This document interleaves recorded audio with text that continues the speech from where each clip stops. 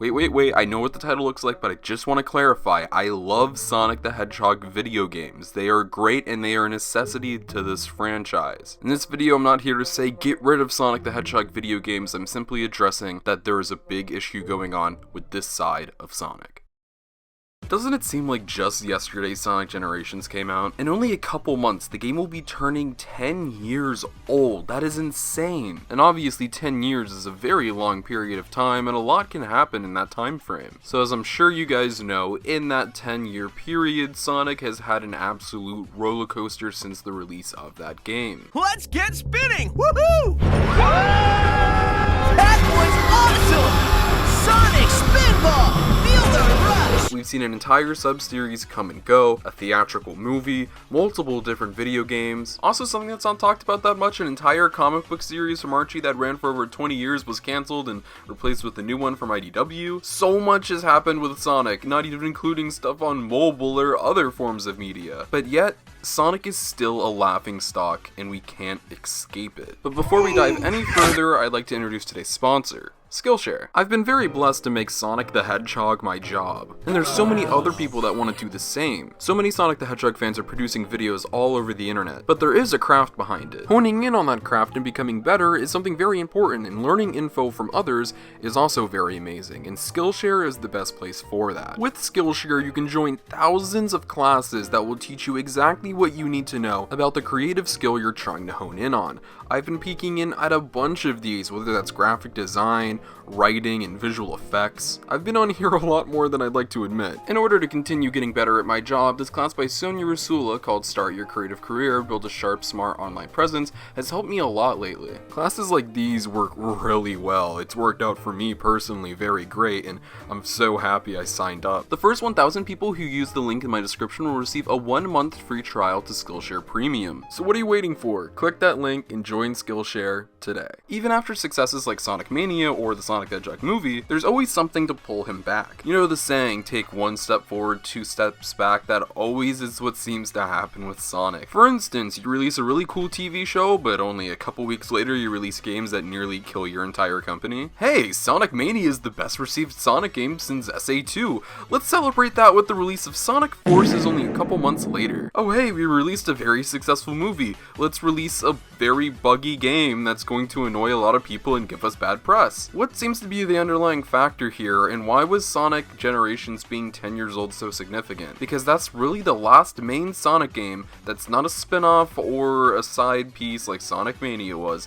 that was genuinely good. But is it just me, or does it feel like that's not really the case? I feel like Sonic's in a really good spot right now. Heck, I feel like he's been in a pretty okay spot for a couple years now, right? Well, it might appear that way, but there are underlying factors holding the franchise back, and the fact that we are still in Sonic Boom hangover. I know it's been like 7 years, which is crazy to say, but Sonic Boom was such a train wreck and so detrimental to the franchise that by comparison to that, everything Sonic seems pretty great. You can't really top a failure on that level. But I feel like since the Sonic Boom restructuring, all of Sonic's successes aside from Sonic Mania have come in other forms of media, and I know you're probably rolling your eyes right now if you know who I am. I always bring up other media and how much I love the Sonic movie and how much I'm looking forward to Sonic Prime. It might appear I have like this bias against video games, and no, that's stupid. I don't feel it's bad to say I enjoy the other media right now more, because it's just better. We all want these Sonic games to be good, to be great,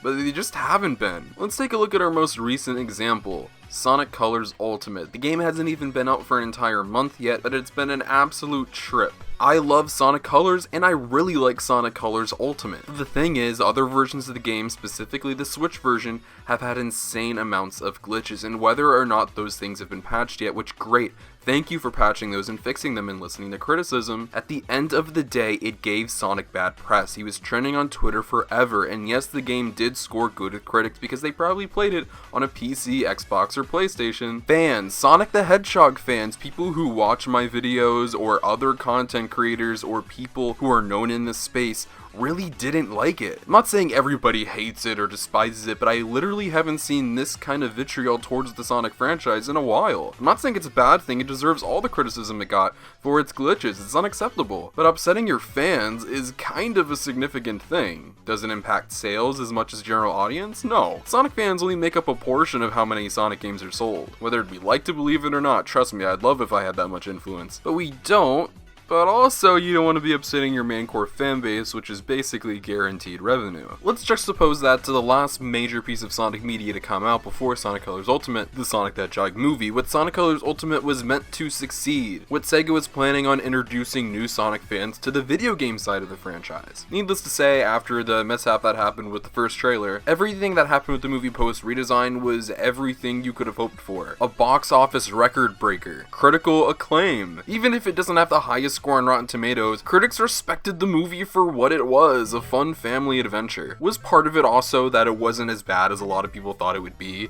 I'm sure, but it made Sonic bigger than he's been in years, probably since the 90s. That's everything that Sonic the Hedgehog needed, and everything that the companies who handle Sonic, whether that be Viacom or SEGA, or any licensees who have the Sonic brand to make merchandise of, it just gives them confidence in the brand to keep going. When I speak about a lot of this stuff, I'm trying to look at it from an outsider perspective, not just the fan base, because I feel it's necessary for us to look beyond ourselves at some points. Yes, obviously we know the most about the franchise, and we probably care the most about the franchise. But like I mentioned a little bit earlier with Sonic Colors Ultimate, we aren't the majority when it comes to the sales, and at the end of the day, it is what makes the most money, and what is most successful when it comes to making money. Whenever I've seen other people talk about the Sonic the Hedgehog comic books, whether it be Archie or IDW, I don't hear a lot of people crapping on them. In fact, I see a lot of praise, saying it's some of the best Sonic content that there's ever been. This video by Comic Trick I feel is a perfect example of this. Not the hugest, biggest Sonic fan in the world, but somebody who has knowledge of the franchise, of its ups and downs, and is very well versed in that medium of comics, and I think it perfectly portrays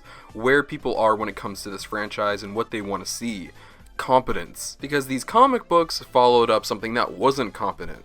Sonic Forces, the last main series Sonic game we received after another lackluster, in the eyes of a lot of people, title, Sonic Lost World. I actually like Sonic Lost World, I don't think it's that bad of a game, but that's besides the point. I think you get the point. I'm not just going to be running down every single Sonic game we've received since Sonic's game reputation was imperfect. These games just keep missing, man, even when they're not bad, like a TSR or a Sonic Colors Ultimate. They either fade from relevancy almost immediately, or Sonic is being taken on a bad press run because people want to exploit or fake pre-patch issues the game is having. Whether it's intentional or not, it's giving Sonic a bad rep, and that's never really good for business. No, not all publicity is good publicity in this case. And no, I am by not any means calling out fans for calling out the issues and the glitches with Sonic Colors Ultimate. We wouldn't have these issues fixed if it wasn't for them. And I know I just said this, but it's just not good publicity. I think you get my point. The Sonic the Hedgehog video game side of the franchise has just been an absolute mixed bag. Sonic Mania and ironically Forces seem to be the only games of recent years to have any sort of staying power. Trust me, I want to include the OG Sonic Colors and Generations, but it's been 10 years. I think they shouldn't be in the conversation anymore, unfortunately. It's just been way too long. Either all the games are just flat out bad, or they're so forgettable they aren't mentioned in conversation anymore. Does anybody talk about Sonic Boom Fire and Ice? Meanwhile, whenever Sonic touches another form of media that's not a video game, it turns to gold. It's so frustrating because this is supposed to be the main site of Sonic, the main course like everybody says. But it's like having the best greens and mashed potatoes in the world, but your steak is so overdone to where it's like you're eating a car tire. And this has led a lot of people down the road of, should Sonic even be trying to be that kind of franchise anymore? Should Sonic even attempt to be a video game franchise with other media? Because it seems like Sonic succeeds at the other media way more than he does at video games. And I know a lot of people are like, oh, you're obviously gonna choose the other media, and no, that's not the case. That's not what I want to happen to Sonic. But, and there's a but, I do want what is best for Sonic, and if it is going down a road where he is focused on cartoons such as Sonic Prime, and movies in movie theaters, and comic books and merchandise, which SEGA seems very heavily prioritized with, then so be it. I'm fine with that. I'm not a fan of video game Sonic or media Sonic or modern Sonic or classic Sonic. I'm just a fan of Sonic the Hedgehog because the franchise means a lot to me, and it's given me so much that I cannot describe. I want Sonic to go down a direction whatever is best for Sonic, whatever can keep the franchise afloat and producing content. In 2022, we're going to be receiving the most Sonic content, the most significant Sonic content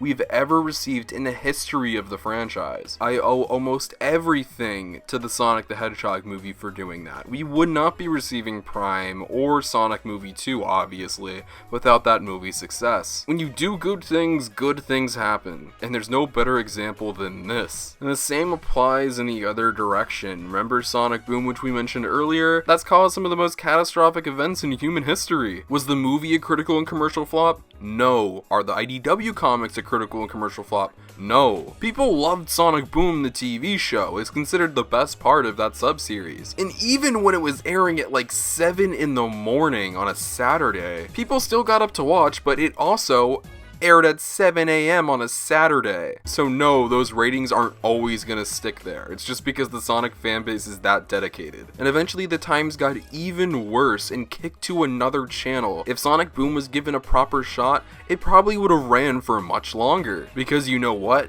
It's an actual, really good show. People, for the most part, love those little side animations that Tyson Hess and his crew work on. People just love Sonic Man, and there's a lot of really good Sonic stuff that's been coming out, and yes, Sonic Mania is a part of that, which is a video game, but I think I've explained it well enough to where you at least get the point by now. The Sonic the Hedgehog video game side of the franchise is the only part of the franchise holding Sonic back. It's the only side of Sonic holding him back from being genuinely well respected, high selling, acclaimed, loved. Not just by Sonic fans who have always loved the series, but by your random Joe or Sally walking down the street. And the thing is, I feel like a lot of people complained about this and probably share the same view I have. But oftentimes I feel like some of our criticism doesn't get beyond the criticism, and I feel like in order for SEGA to progress, if somehow this flies across somebody's desk, that we offer some solutions or our opinions, even if they're not that great, on how some of these issues with the franchise could be fixed. I think it's pretty simple. There either needs to be extreme quality control, a complete revamp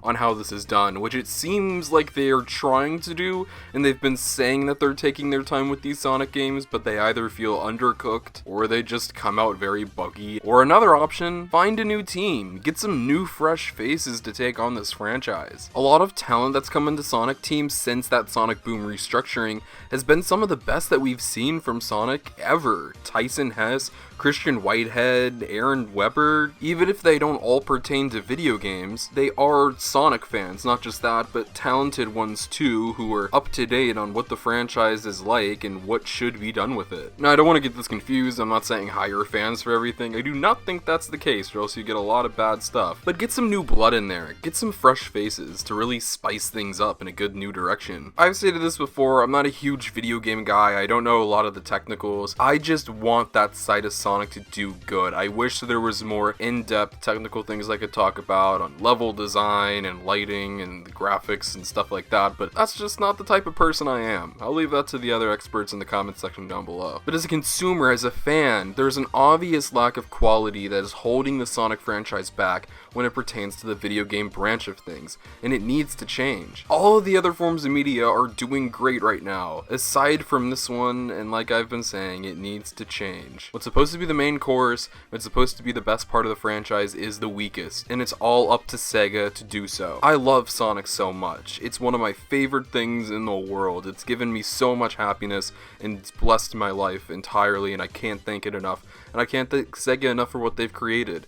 I just want to make sure it's going in the best direction possible. SEGA has a big test ahead of them, and they've said it. Sonic Rangers is a test. This is a challenge. This will be different. Everything we're hearing is going to be their most ambitious project in a long time. And I am on my hands and knees praying that this can solve the Sonic video game problem once and for all. Even though, for the most part, I've been let down for 10 years now, for whatever weird reason. I do have faith in SEGA. I do think they can turn this ship around and make something really special. Just know, when they do, I'll be there to see it.